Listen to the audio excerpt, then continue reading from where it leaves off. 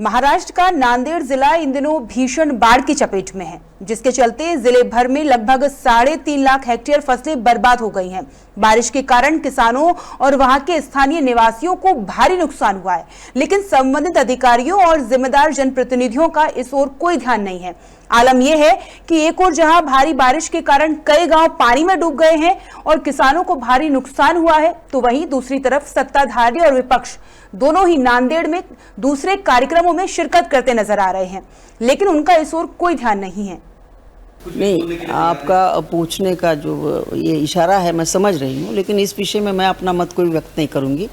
मेरा निजी ऐसा सोचना है कि सरकार को 2-3 दिन का समय देना चाहिए। बहुत बरसात हुई है, सारे महाराष्ट्र में हुई है, सारे हमारे प्रोजेक्ट्स ओवरफ्लो हो गए हैं जो कभी नहीं होते थे।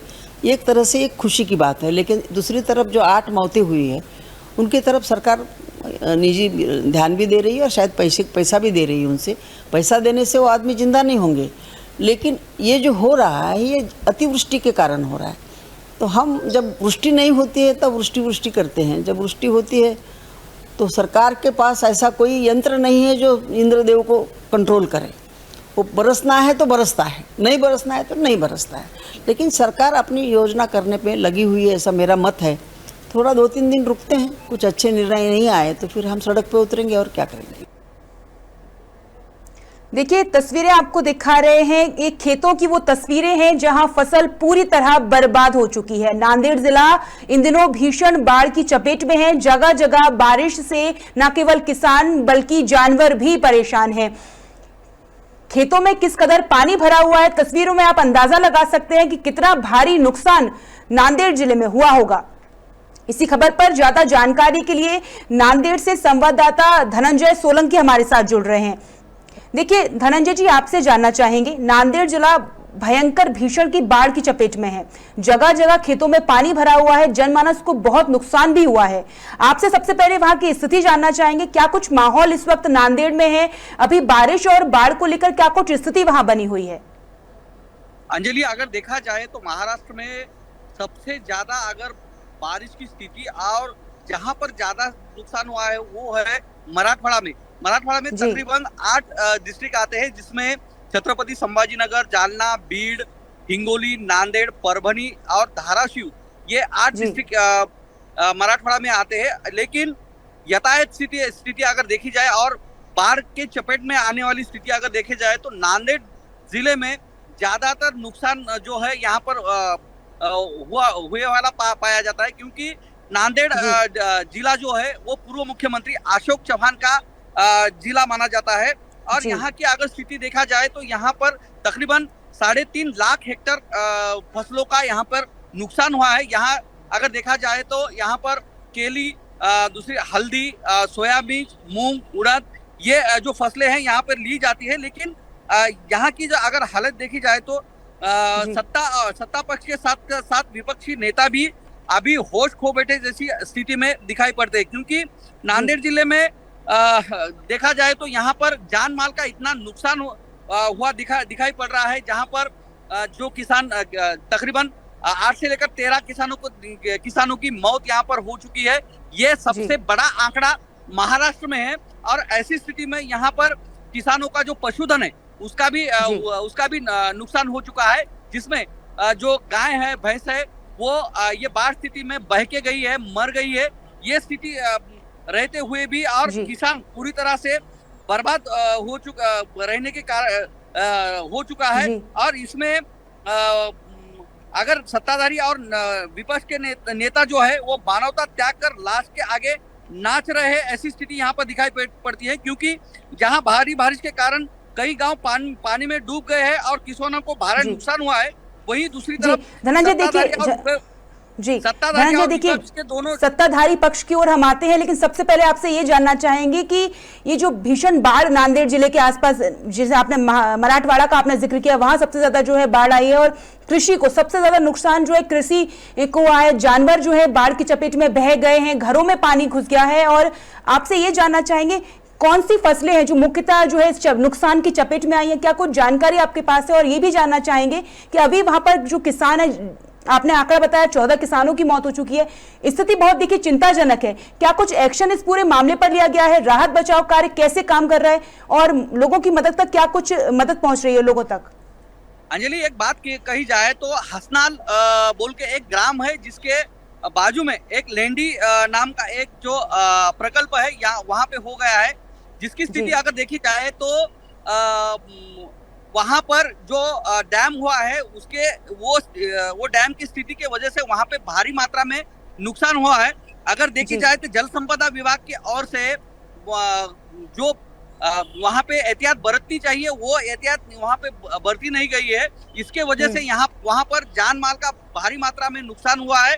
और देखा जाए तो जिन लोगों का ग्रामवासियों का पुनर्वसन होना चाहिए था उस तरीके का जल संपदा विभाग की ओर से पुनर्वसन भी नहीं हुआ है। और जो पुनर्वसन के जो शेड थे उसमें भी भारी मात्रा में भ्रष्टाचार होने का आरोप यहाँ पे राष्ट्रवादी अजित पवार गुट के जो विधायक है प्रताप पाटिल चिखलीकर उन्होंने किया है। और ये खबर एमकेएन न्यूज ने भी चलाई थी, जिस पर सीधा रोक सरकार की तरफ जो विधायक है उन्होंने प्रताप पाटिल चिखलीकर है उन्होंने दिखाया था। हालांकि ये स्थिति रहने के बाद भी वहां पे अगर देखी जाए तो सत्ताधारी और विपक्ष दोनों ही नांदेड़ में दही हंडी के नाम पर यहाँ पे अश्लील नृत्य जो है वो अश्लील नृत्य के स्पर्धाएं रखी जाती है। नांदेड़ में दही हंडी के नाम पर अलग अलग यहाँ पे प्रोग्राम की भव्यता भी यहाँ पे साफ साफ दिखाई पड़ती है। और जो सत्ताधारी नेता और नई विपक्ष के नेता जो है वहां पर एक तरफ यहाँ पर प्रोग्राम मनाए दिखाई देते हैं और दूसरी तरफ कुछ जो सत्ताधारी पक्ष के नेता है वो लंदन में एक पुरस्कार समारोह में शिरकत करते हुए नजर आते दिखाई दे रहे हैं। हालांकि किसानों की से बदतर हालत रहने की स्थिति में भी यहाँ पर जो नेतागण है और विपक्ष के लोग भी है वहाँ पे किसानों की तरफ अनदेखा करते दिखाई देते हैं। जी बिल्कुल धनंजय, देखिए कुल मिलाकर बात यह है कि राहत और जी धनंजय कृषि मंत्री है, कृषि मंत्री यहाँ पे पधारे थे, लेकिन कृषि मंत्री जी ने केवल 20 मिनट का दौरा करते हुए यहाँ से आप निकलते बने हैं। जी धनंजय, देखिए कुल मिलाकर स्थिति यह है कि राहत बचाव कार्य जिस प्रकार से होना चाहिए और जो व्यवस्थाएं जो सुविधाएं किसानों को मिलनी चाहिए कहीं ना कहीं वो नहीं मिल पा रही है। आपसे ये जानना चाहेंगे किसानों की इस पूरी घटना पर क्या कुछ प्रतिक्रिया, क्या उनका कहना है और क्या उनकी तरफ से किस प्रकार की मांगे उनकी तरफ से उठ रही हैं और क्या जिम्मेदारों से वो उम्मीद लगाकर बैठे हैं कि क्या कुछ सुविधाएं उनको मिलनी चाहिए? अंजलि, अगर देखा जाए तो किसानों के जो आंसू है वो थमते नजर नहीं आ रहे हैं, क्योंकि स्थिति ऐसी है कि तकरीबन नांदेड़ जिले में 3-3.5 लाख हेक्टेयर जो क्षेत्र है वो नुकसान की स्थिति में है और उसमें तकरीबन 99% जो फसलें हैं यहाँ पे आने वाली फसलें जो है नांदेड़ जिला अगर माना जाए तो यहाँ पर केली का जिला बोल के माना जाता है। जलगांव के बाद नांदेड़ डिस्ट्रिक्ट का नाम आता है, उसके बाद हल्दी और गन्ना जो है यहाँ पर जो नगद फसल है वो ली जाती है। उसके बाद सोयाबीन, उड़द, मूंग ये जो फसलें हैं यहाँ पे ली जाती है। और ऐसी स्थिति में जो फसल हाथ को आने वाली थी और ये भारी मात्रा में जो छमछमाछम जो बरसात हुई है और इस दौरान ये फसलें पूरी तरह से बर्बाद हो चुकी है। जी धनंजय, देखिए एक बड़ा सवाल निकलकर ये भी सामने आता है कि जो जिम्मेदार है कहीं ना कहीं उनका रवैया लापरवाही पूर्ण रहा है और जिस प्रकार से उनको अपने निजी कामों में जो लगे हुए हैं उनको कहीं ना कहीं किसानों की समस्याओं की ओर ध्यान देने की जरूरत थी। आपसे ये जानना चाहेंगे कि जिम्मेदारों की ओर से अभी तक इस मामले पर कोई भी ठोस प्रतिक्रिया आई है? क्या कोई ठोस कदम उठाया गया है कि कैसे किसानों को, आमजन को जो है इस परेशानी से बाहर लाया जाए? क्या कुछ उनकी रणनीति है इस पूरे मामले पर? इस पूरे मामले पर अगर देखा जाए तो अभी एमकेएन को जो प्रतिक्रिया मिली है, जो पूर्व केंद्रीय ग्राम विकास मंत्री सूर्यकांता ताई पाटिल जो है उन्होंने इस पर प्रतिक्रिया दी है। और जिस स्थिति में किसानों को सहारा इस नेताओं ने और विपक्ष के नेताओं ने सहारा देना चाहिए, वो यहाँ पर दही हंडी के नाम पर उत्सव मनाए दिखाई देते हैं। लंदन में जो समारोह हो रहे हैं उसमें शिरकत करते दिखाई देती है। उन नेताओं की स्थितियों पर उन्होंने भारी आलोचना की है। और कुछ जो किसान है, युवा किसान है, उनसे भी हमने बातचीत की है। तो इस स्थिति पर किसानों ने और युवा किसानों ने इस स्थिति की आलोचना करते हुए ये सरकार का और विपक्ष के नेताओं का निषेध किया है। जी देखिए, आपसे आखिरी सवाल पूछेंगे कि देखिए आगे अगर इस प्रकार की कोई स्थिति बनती है या ऐसी कोई आफत आती है तो क्या कुछ व्यवस्थाएं जिम्मेदारों की तरफ को करनी चाहिए और ऐसे हालात दोबारा ना बने, क्या कुछ जिम्मेदारों को ऐसी व्यवस्थाएं करनी चाहिए? क्या इसके कुछ इंतजाम किए गए हैं कि अगर आगे ऐसी स्थिति बनती है तो कैसे इससे निपटा जाएगा?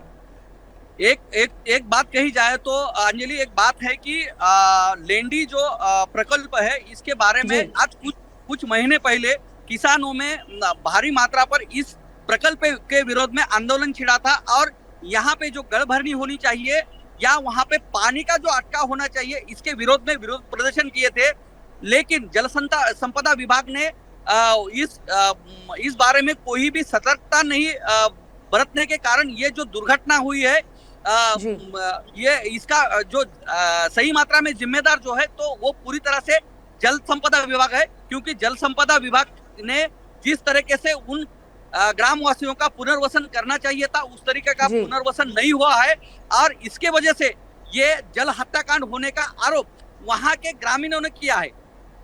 बिल्कुल धनंजय, कहीं ना कहीं देखिए लापरवाही सामने आ रही है कि जिस प्रकार से मदद मुहैया कराई जानी थी वो किसानों तक नहीं पहुंची है और जिस प्रकार का आपने दही हांडी का जिक्र किया, तमाम चीजों का आपने हमारे सामने आंकड़ा रखा है कि जो मदद उनको मिलनी चाहिए वो नहीं मिल पा रही और जो ग्रामीणों की फसल को नुकसान हुआ है उनको सहायता नहीं मिल पा रही, मुआवजे की कहीं ना कहीं मांग उठ रही होगी। ऐसा कुछ है कि किसान जो है मुआवजे की मांग कर रहे हो अपने नुकसान की भरपाई के लिए?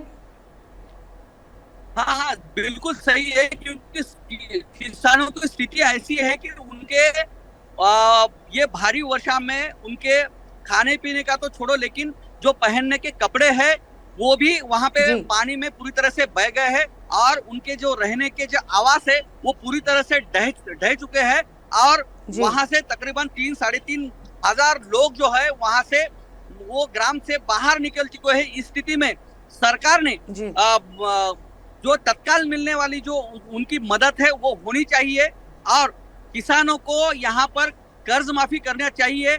ये मांग यहाँ पर उठती हुई किसानों की ओर से दिखाई पड़ती है। जी, महत्वपूर्ण जानकारी साझा करने के लिए धनंजय बहुत बहुत धन्यवाद। आप एमके न्यूज की स्पेशल रिपोर्ट में फिलहाल इतना ही। आप जुड़े रहिए एमके न्यूज से। धन्यवाद।